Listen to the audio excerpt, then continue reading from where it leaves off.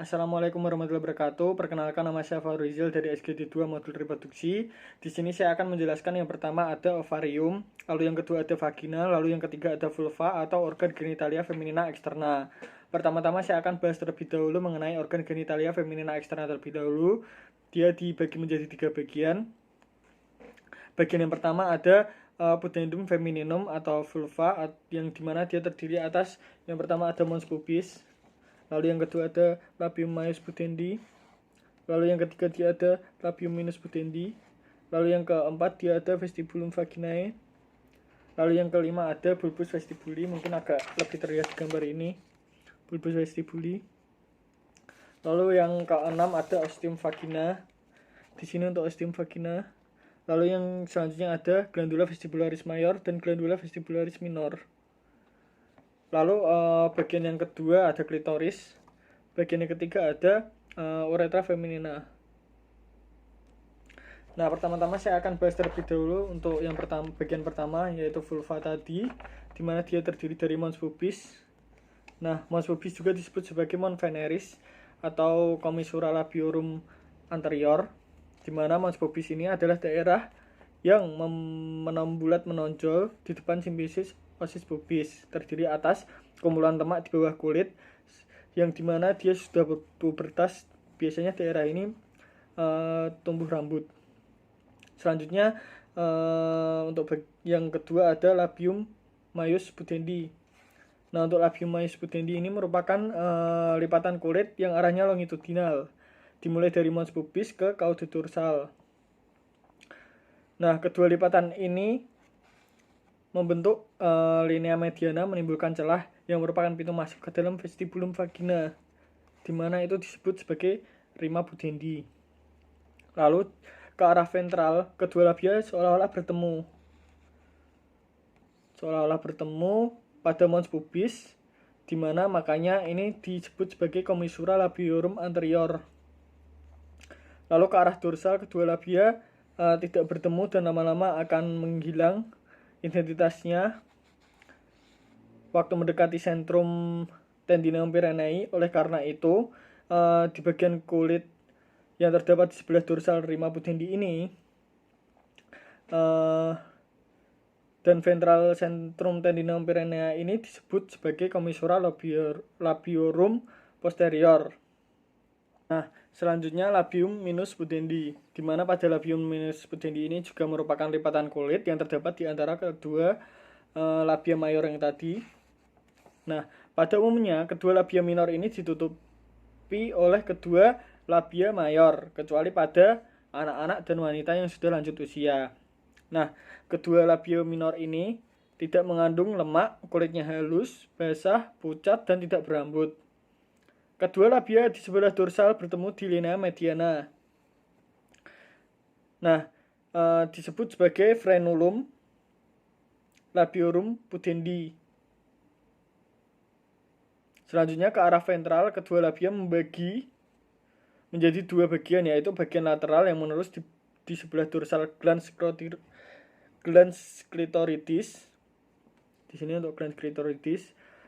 Selanjutnya dan dengan pihak lain membentuk preputium clitoridis. Di sini untuk preputium clitoridis di atasnya. Bagian medial di linea mediana bertemu dengan pihak lain di sebelah ventral clitoridis disebut dengan frenulum clitoridis. Di sini untuk frenulum clitoridis. Selanjutnya vestibulum vaginae. Nah, untuk vestibulum vaginae itu sendiri, di sini vestibulum vaginae, di mana pada vestibulum vaginae ini ruangan yang terdapat di antara kedua labia minor. Ini untuk labia minor, ini vestibulum vaginae. Nah, padanya bermuara yang namanya, yang pertama ada ostium uretra externum, lalu ada ostium vagina, lalu ada muara ductus glandula vestibularis mayor, muara ductus glandula vestibularis minor, muara glandula parauretralis. Dimana nanti saya akan jelaskan untuk yang pertama, ostium uretra externum. Dia terletak di dorsal clitoridis dan ventral dari ostium vaginae. Ini untuk clitoridis, ini untuk vaginae. Nah, muara ductus glandula vestibularis minor terletak di antara ostium vaginae dan ostium uretra externum. Di sekitar sini. Selanjutnya, muara ductus glandula parauretralis terletak di kanan kiri ostium uretra externum. Jadi di sekitar sini untuk ostium glandula parauretralis di kanan kiri dari ostium uretra externum. Selanjutnya di antara ostium vagina dan frenulum labiorum pudendi terdapat bagian daripada vestibulum vaginae disebut fossa vestibuli. Nah, selanjutnya ada bulbus vestibuli.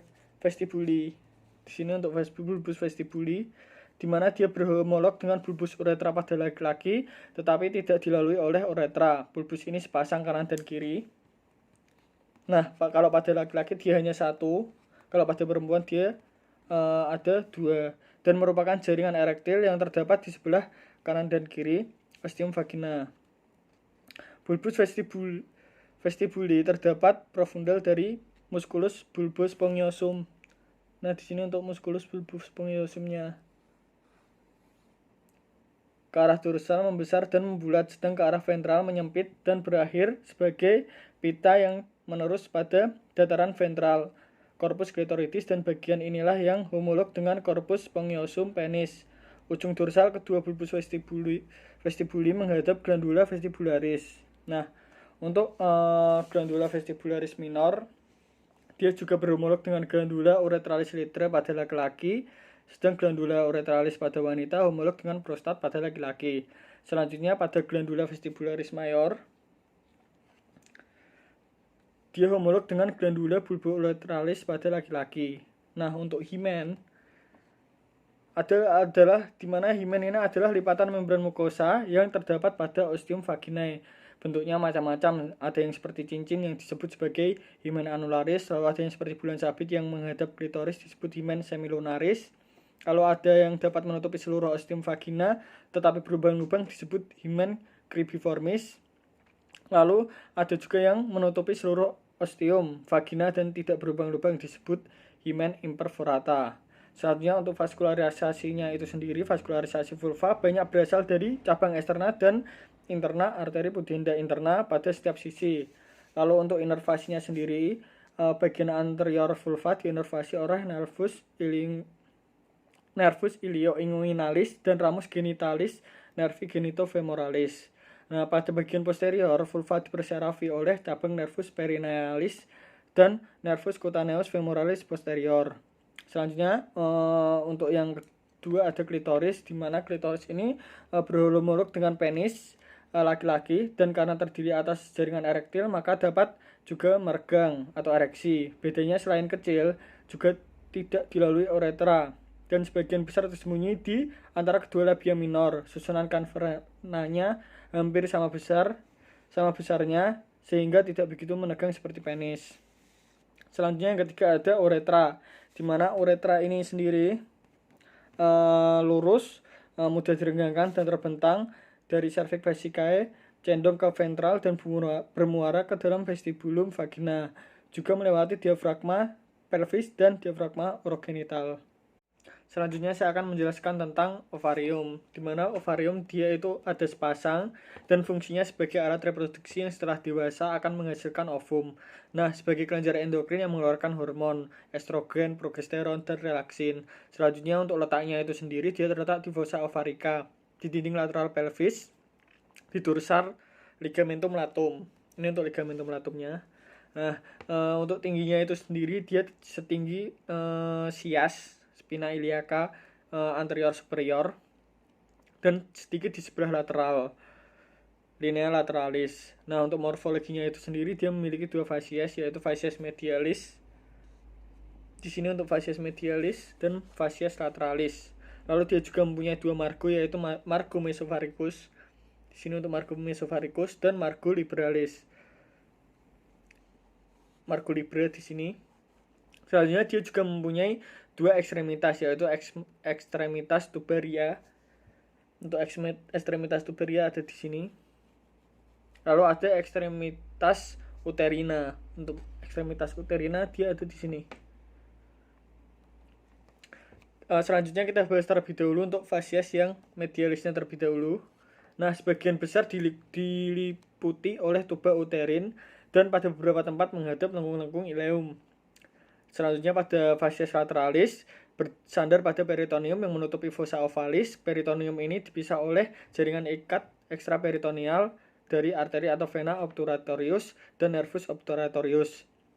Selanjutnya untuk margo mesovaricus yang ada di sini atau margo anterior, dia dilekati oleh mesovaricum dan margo ini menghadap ke arteri umbilicalis, dan pada margo ini terdapat pintu masuk pembuluh-pembuluh darah seperti limfe dan saraf yang disebut sebagai hilus ovaricus.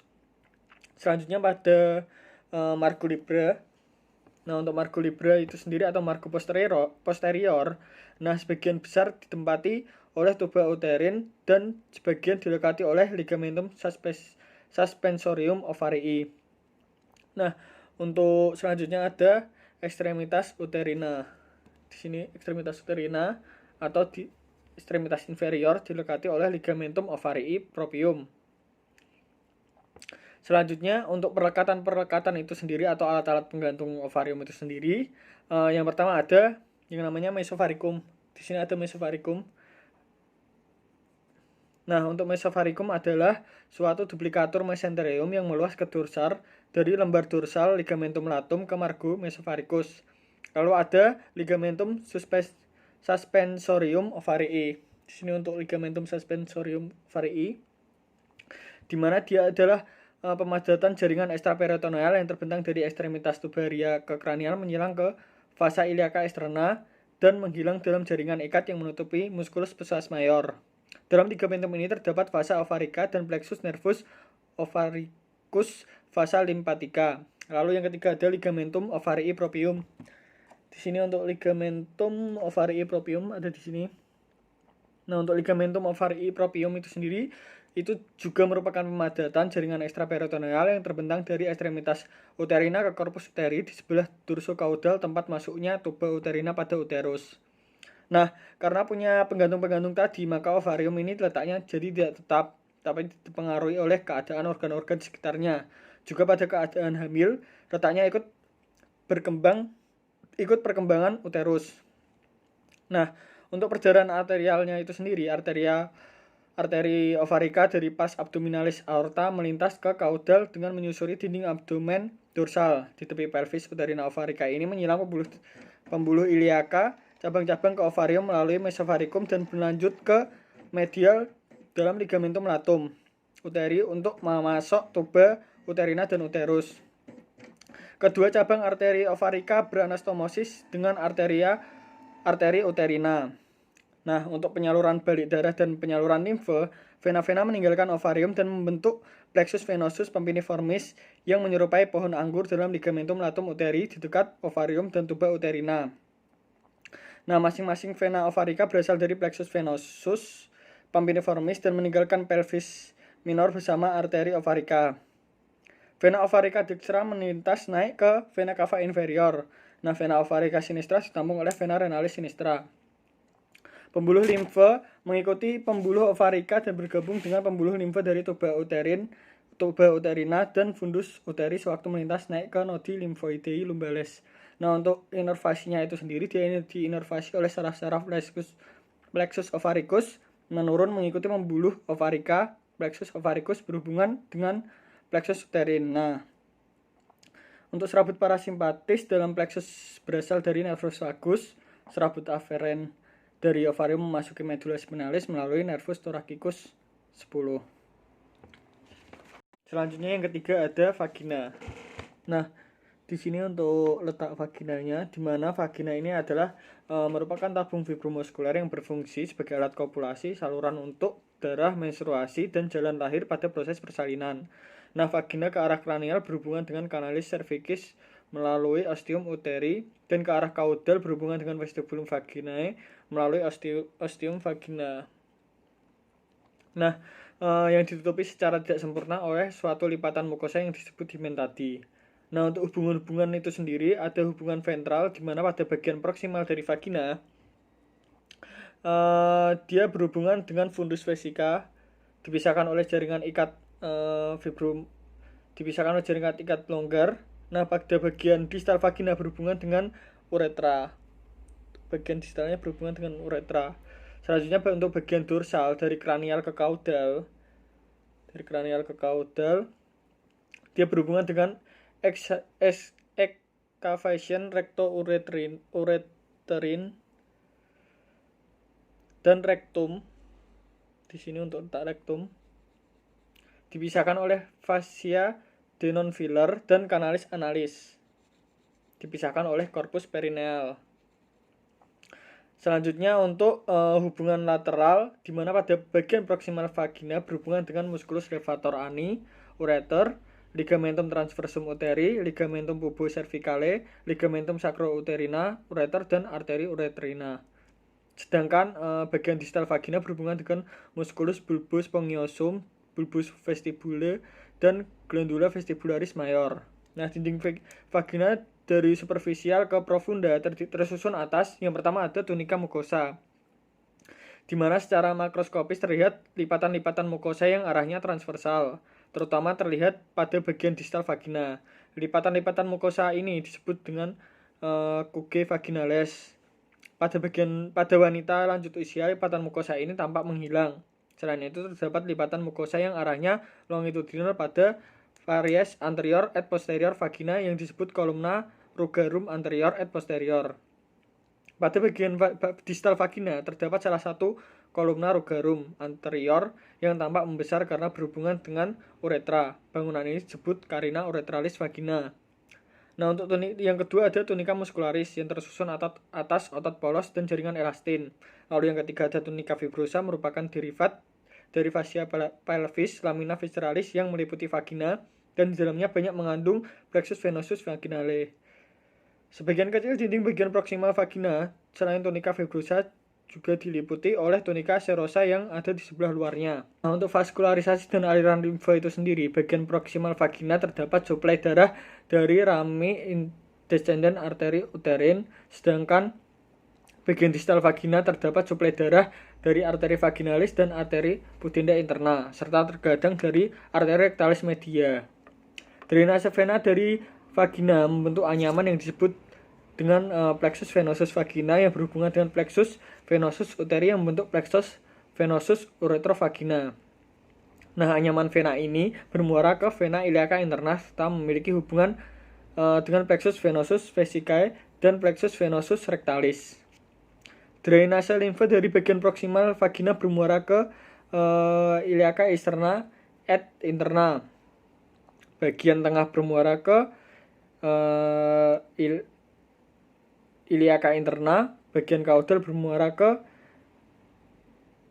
sacralis dan iliaca communis. Sedangkan drainase limfa dari bagian ostium vagina yang terletak di bawah himen bermuara ke inguinalis superficialis.